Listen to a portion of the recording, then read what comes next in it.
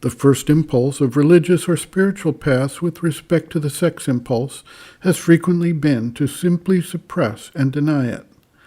When any form of energy is forcefully suppressed, it acts like a coiled spring, storing that energy and building up its potential power, until such time as it is able to overcome the force of the suppression, and then it is released with a tremendous uprising of that energy.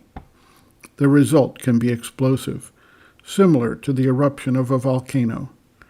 Pressures build up until the cover can no longer contain it, and it bursts forth. As practitioners struggle with the force of the sexual impulse, they undergo mental, vital, and even physical torture as they try to contain it. Self-flagellation and the use of the cilice and the hair shirt represent techniques used by those who try to overpower the sexual drive by torturing the body. Those who try forceful suppression frequently find the energy turned in other directions, such as through a form of gluttony or greed for food, or through the rising of uncontrollable anger, or an urge to dominate and control others, in many cases aggressively and through bullying behavior.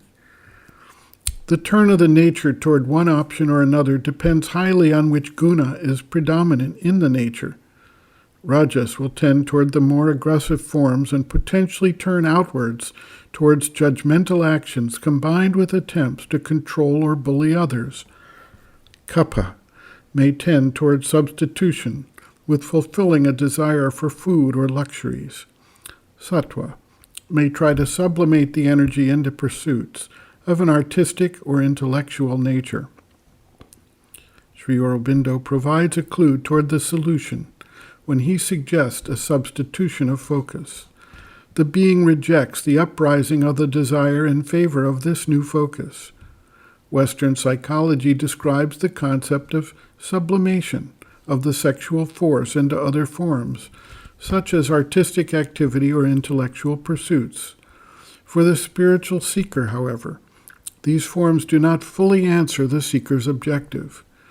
Certain spiritual paths describe an alternative where the intense aspiration, combined with certain psychophysical techniques, can lead to what they call the awakening of the Kundalini, the serpent power coiled at the base of the spine, at the first chakra, which then mounts up the subtle channels through the higher chakras until eventually it bursts through the 1,000-petaled chakra at the top of the head and joins the physical to the spiritual. Some paths attempt to harness the energy and turn it directly to a spiritual purpose, in what are called tantric paths.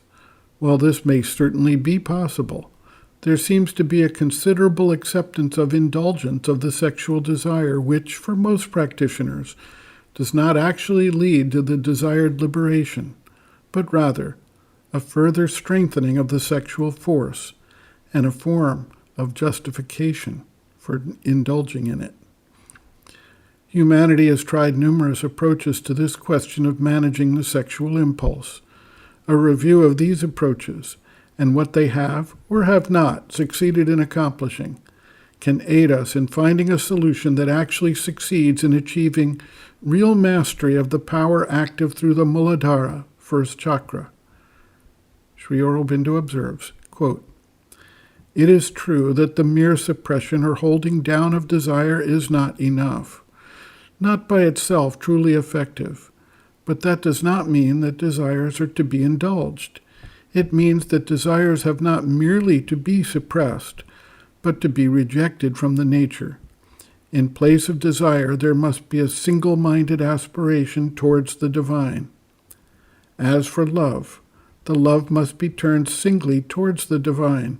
What men call by that name is a vital interchange for mutual satisfaction of desire, vital impulse, or physical pleasure.